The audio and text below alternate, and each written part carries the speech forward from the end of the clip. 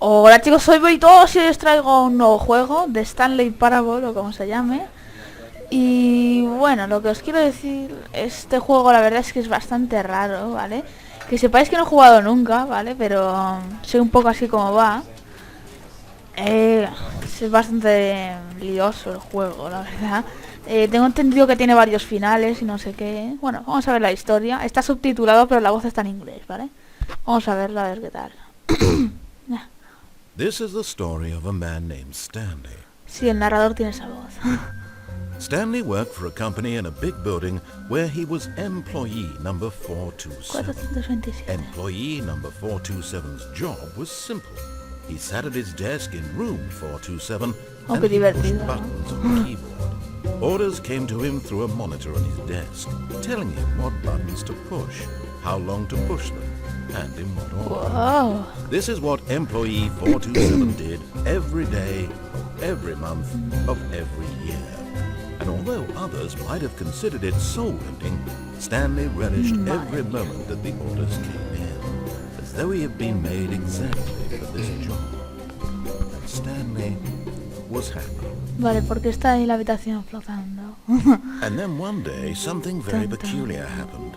Something that would forever change Stanley. Something he would never quite Madre mía, con la forget. tos. He had been at his desk for nearly an hour when he realized that not one single order had arrived on the monitor for him to follow. No one had showed up to give him instructions, call a meeting, or even say hi. Never in all his years at the Dun, dun. company had this happened, this complete isolation. Something was very clearly wrong. Shocked, frozen solid, Stanley found himself unable to move for the longest time. But as he came to his wits and regained his senses, he got up from his desk and stepped out of his ¿Dónde están office. mis manos? All of his co-workers were gone. What could it mean? Stanley decided Nah, to go me to cae the mal meeting este room. narrador. Perhaps he had simply missed a memo. Bien, teléfonos amarillos de los años 50. A ver. Tan, tan, tan, tan. Vale, ya aquí donde voy. When Stanley came to a set of two open doors, he entered the door on his left. Pues como no soy Stanley, This was soy not Bolito the Doro. correct way to the meeting room, and Stanley knew it perfectly well. Perhaps he wanted to stop by the employee lounge first, just to admire it. Sí, más o menos. Yes, truly a room worth admiring. It had really been worth the detour after all, just to spend a few moments here in this immaculate, beautifully constructed room. ¿Verdad que sí? But eager to get back to business, Stanley took the first open door on his left. No. Stanley was so bad at following directions, it's incredible he wasn't fired years ago. ¡Hala! Look, Stanley, I think perhaps we've gotten off on the wrong foot here. Sí, la verdad que I'm sí. not your enemy, really, I'm not. I realize that investing your trust in someone else can be difficult, but the fact is that the story has been about nothing but you all this time. There's someone you've been neglecting, Stanley. Someone you've forgotten about. Please, stop trying to make every decision by yourself. Now, I'm Me not está haciendo la asking bronca for el me, narrador de un juego. I'm asking for her. This is it, Stanley. Your chance to redeem yourself. To put your work aside.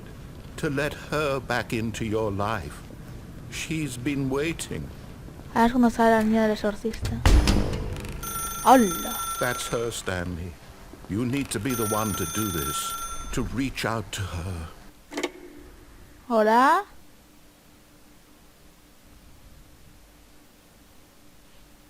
¿Hola? Oh, Stanley, is that you? Hold on, sweetie. Sorry to keep you waiting. I'm just pulling the bread out of the oven. All right. Okay, vale. there we go. All right, now, I want you to come in and tell me all about your ¡Hala! Gotcha! Oh, come on. La madre Did que... you actually think you had a loving wife who'd want to commit their life to you? I'm trying to make a point here, Stanley. I'm trying to get you to see something. Come inside. Let me show you what's really going on here. ¿Qué? El muñeco se mueve. ¡Ah! This is a very sad story about the death of a man named Stanley. No. No quiero morir. Presiona Z en su teclado. Stanley is Vale. quite a boring fellow. He has a job that demands nothing of him, and every button that he pushes is a reminder of the inconsequential nature of his existence. Quiero salir de aquí. Look at him there, pushing buttons, doing exactly what he's told to do. Now he's pushing a button. No me mates, Now no me mates. he's eating lunch. Now he's going home. Now he's coming back to work. One might even feel sorry for him, except that he's chosen this life. Pues no, pulso C. Bueno, vale. But in his pulso. mind he can go on fantastic adventures. From behind his desk, Stanley dreamed of wild expeditions into the unknown, fantastic discoveries of new lands. It was wonderful, and each day that he returned to work was a reminder that none of it would ever happen to him. Vale. And so he began to fantasize about his own job. First, he imagined that one day while at work, he stepped up from his desk to realize that all of his co-workers, his boss, everyone in the building had suddenly vanished off the face of the earth. The thought excited him terribly. Sí. So he went further. He imagined that he came to two open doors and that he could go through either. At last, choice. Deja de It hablar, barely mátame. even mattered what lay behind each door. The mere thought that his decisions would mean something was almost too wonderful to behold. Es que sí, ¿sabes? Sí. As he wandered through this fantasy world, he began to fill it with many possible paths and destinations. Down one path lay an enormous round room with monitors and mind controls. And down another was a yellow line that weaved in many directions. And down another was a game with a baby. And he called it the Stanley Parable. Para contar a los niños una historia. Vale. It was such a wonderful fantasy, and so in his head he relived it again, and then again, and again, over and over, wishing beyond hope that it would never end, that he might always feel this free. Surely there's an answer down some new path, mustn't there be? Perhaps if he played just one more time. No me mates. Sí, te But amo. there is no answer.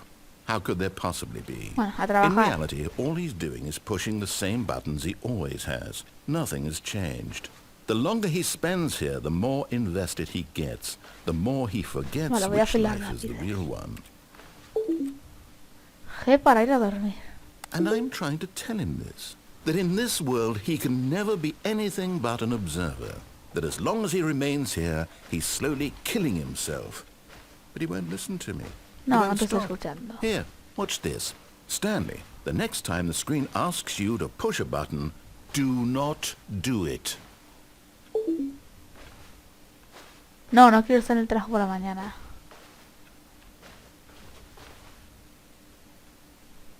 G.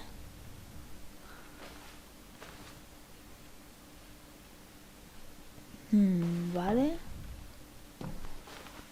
Aunque lo pulso.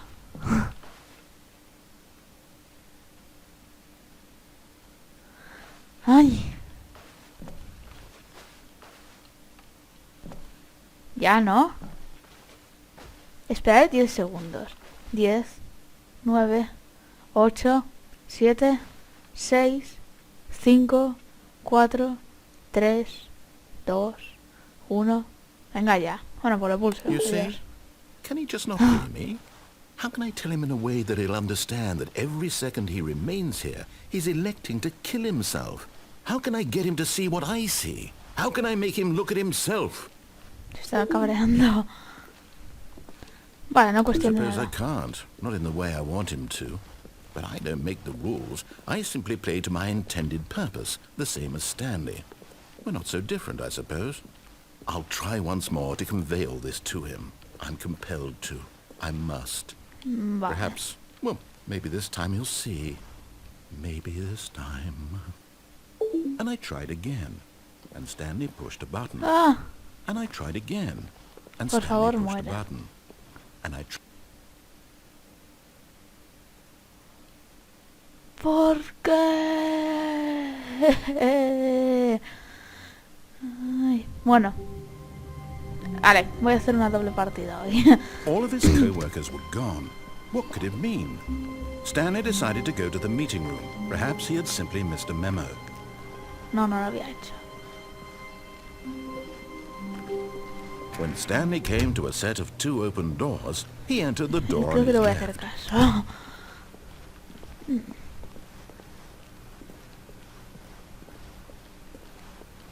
Yet there was not a single person here either. Feeling a wave of disbelief, Stanley decided to go up to his boss's office, hoping he might find an answer there. Coming to a staircase, Stanley walked upstairs to his boss's Creo. office.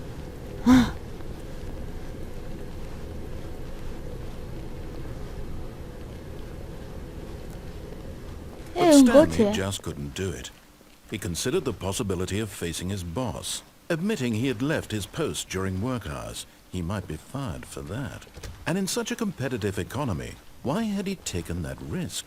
¿Dónde Only llevará because he esto? believed everyone had vanished? His boss would think he was crazy.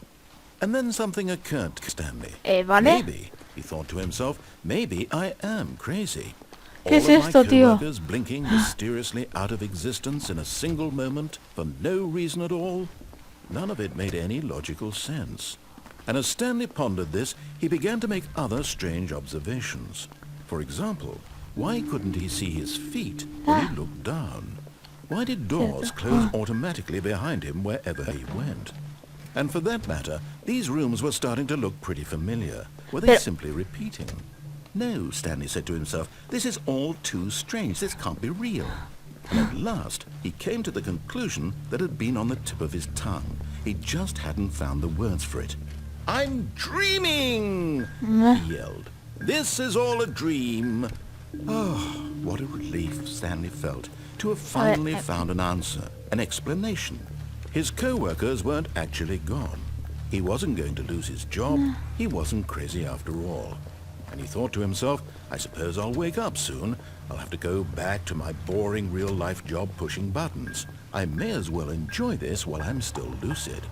So, he imagined himself flying and began to gently float above the ground. Then he Puedo imagined volar. himself soaring through space on a magical starfield, and it too appeared. Madre It was mía. so much fun, and Stanley marveled that he had still not woken up. How was he remaining so lucid?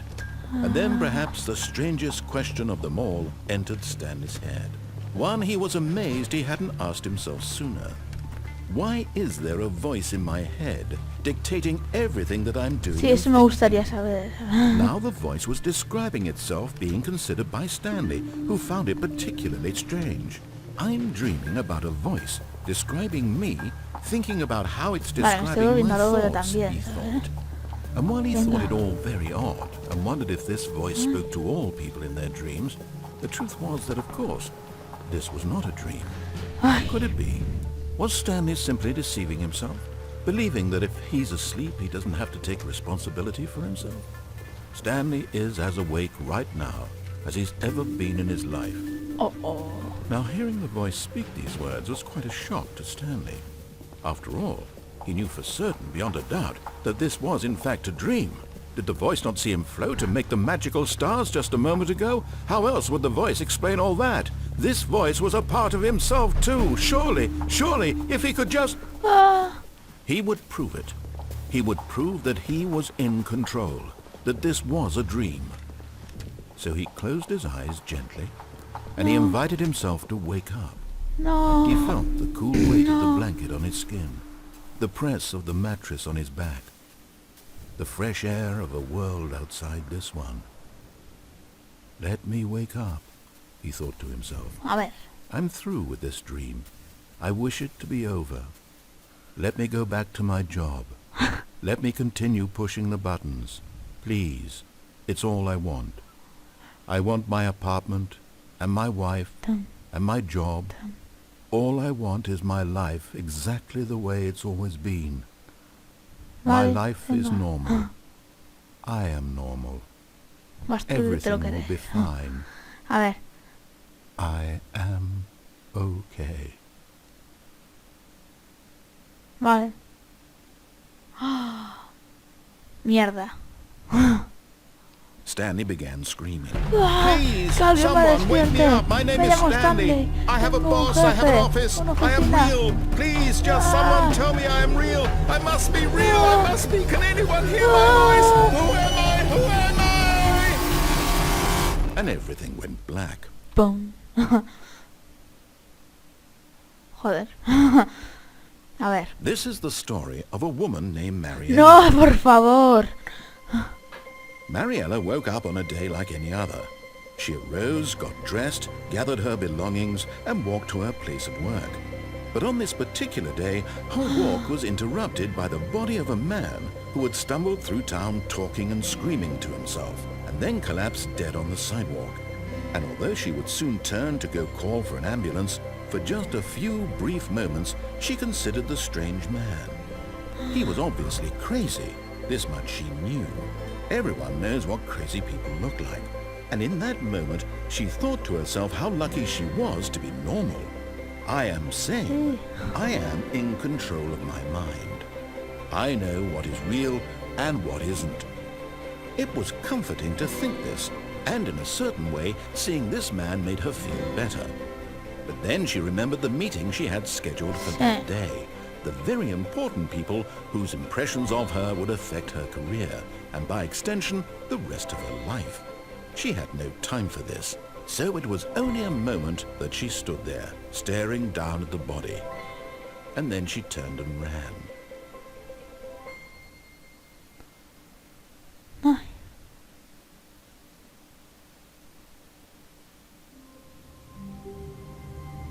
Vale. Bueno, ya me quedo aquí, ¿vale? Porque si no voy a hacer 10.000 veces el juego. Así que bueno, espero que os haya gustado este vídeo. Nos vemos en el siguiente capítulo y hasta luego.